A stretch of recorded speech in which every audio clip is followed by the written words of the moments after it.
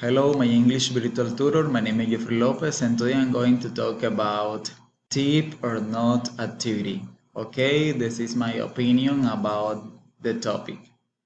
After I have read the article about tips, I would like to say that I agree that restaurants do not keep the tips that customers give to employees. We must assess the intention of the customers who seeks to reward the waiter for the good service provided. Many of them do not have enough salary, so that is fair that they get this additional money.